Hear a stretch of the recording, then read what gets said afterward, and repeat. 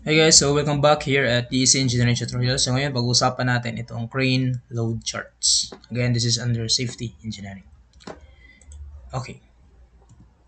So every crane has a load chart that specifies the crane's features, the dimensions, and how its lifting capacity varies with configuration. So a load chart actually consists of a set of tables of data organized in different ways. So the chart includes the data for operation with outriggers extended, transport weight, and steering dimensions. So the transport weight information in turn determines the trailer that would be required to transport the crane to the job site, how to load the crane on a trailer and the route to take, and what highway permits would be required. So the load chart also specifies what counterweight is required and what outrigger extension dimensions are.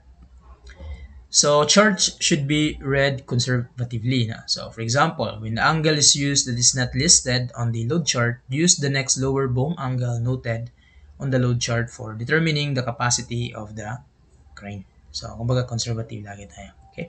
So when using a particular radius that is not listed on the load chart, use the next larger radius measurement in the load chart for determining the capacity of the crane. So the chart's capacity chart or the lift table consists of a table of maximum loads. No, lahat yan maximum. No? So each horizontal row of a number corresponds to a particular radius for a certain pin.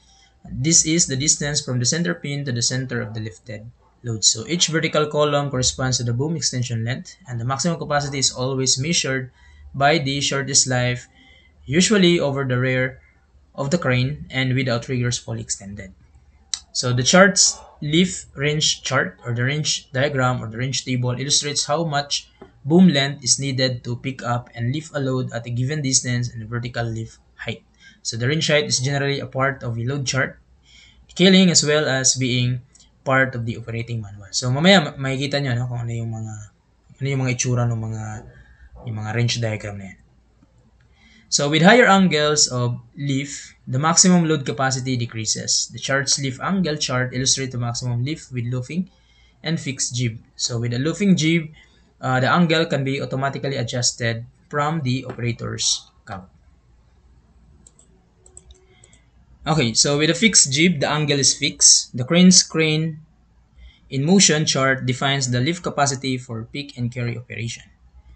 So the chart lists total capacities able to be picked at a 360 degrees angle while stationary and wheel, while slowly rolling with the load at 0 degree angle creep, and while moving at the steady speed, usually 2.5 miles per hour or 4 kilometers per hour. No? So each row corresponds to a particular radius. The maximum boom length that each weight can be carried at is also given. So depending on how the load chart is organized, reduction in the gross capacity of a crane as read from the load chart may be required for the weight of the jib, block, ball, rigging, and length of the main and the auxiliary ropes. No? Later din, no? So, sa next mga video, ituro ko din kung paano mag-calculate ng crane capacity no? Using load chart. No? So, doon natin makikita itong mga pinagsasabi nila dito na pinagsasabi natin dito ng mga reduction in the gross capacity. No? Okay? Sige. So, this is one of the operational manual dito sa Livier, LTM 1092. So, makikita mo, meron siyang mga dimensions, no? Yan. So, may mga letra yan, no? So, like, dimensions, no? So, meron kang A, C, E. Then, meron kang mga alpha dito, no? Beta, then you have alpha 1, no? So, andito man yan, no? Alpha 1, E, and then you have this A, no? And then we have this beta tsaka beta 1. So lahat yan naka-dimensions na. No? So ito yung standard dimension to for the 1092 mobile crane. So ito naman yung sa top view. So makikita mo itong mga outriggers dito. No? So ganun din. No? And then makikita mo din itong weight nila. No? So for axle. No? So ito yung total weight niya in metric tons. So meron tayong 48 metric tons. No? And then we have this load in metric tons. No? So number of sheaves, number of lines. No? And then yung weight niya in kilograms. We have also the working speed. No? Yung mga ganito. Yan, working speed. Nga pala, no? makikita mo dito kasi German to eh. No? So, German yan. Kung makikita mo dito, may mga comma yan. No? Like 67, comma 2, no? Comma kasi yung period nila dun eh. No? So, sa German, comma yan, pero sa atin, period yan. So, kumbaga, kung basahin natin to, 29.5, 45.1, 20.4, 67.2, no? So, wag lang tayo malito, no? Sa kanila kasi yun. Okay? So, period yan sa atin, no? Yung comma nila. So, 10.5, 22.4, no? Mga ganun. Okay? Sige. So, we have also itong mga lifting capacity on a telescopic boom. So, yan.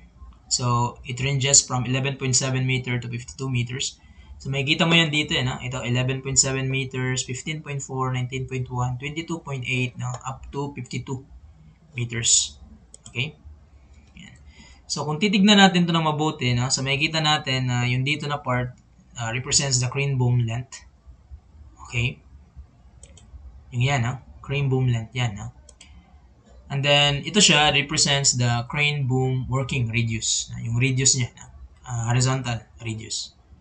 So, meron niyang 3, 3.5, 4, 4.5. Kama lang sa kanila, no? Kasi German. Pero dito, period sa atin. Okay, 4.5, 5, 6, 7, 8, up to 46 meter na working radius. Ito siya represents the outriggers, no? This one is the lift quadrant. So, meaning kaya niyang mag 360 degrees. Rotation, and then we have this counterweight, no? So we have 20 tons na counterweight for this. Okay? And no? So meron din tayo dito for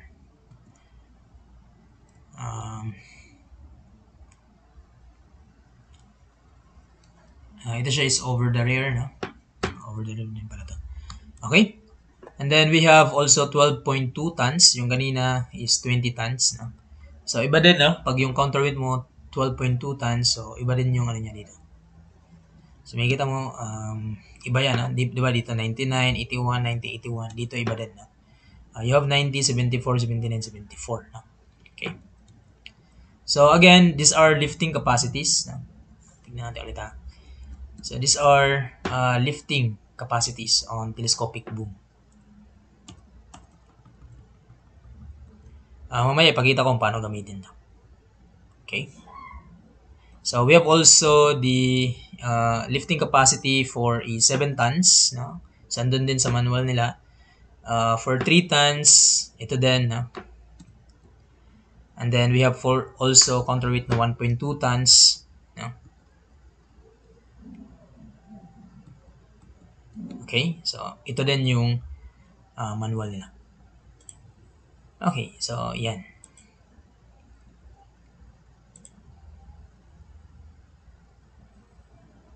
So ito naman is for 11.7 meter to 19.1 meter lang, no? Ng mga boom length, no? So for 12.2 tons, no? For 7 tons, for 20 tons, ito naman lifting capacity on the folded jib, no? So ito naman yung sa jib na part, yung extension nung sa boom, di ba? Pagkatapos ng boom, jib yung pagkatapos, no? Yung sa folding jib. So, napo-fold mo yun, pwede mo siyang hindi gamitin, pwede mo siyang gamitin. No? So, ito din yun, no? So, you have 37.7 meter to 52 meter na telescopic boom length. Jib length. No? Ayan. So, ito din yung mga lifting capacity nila for the folding jib. So, ito naman yung sa lifting heights, no? So, ito yung range diagram natin. So, makikita natin yung diagram, no? So, andito yung boom natin. Then, ito na yung sa jib na part, no? So, napo-fold mo yan, no? Napo-fold. Pwede mong gamitin, pwede hindi. And then, we have this radius, no? So, sa next na video, let's have an example on how to use these lifting heights and also how to use yung mga ganitong chart na. So, that would be sa next na video. So, see you in the next video. Thank you.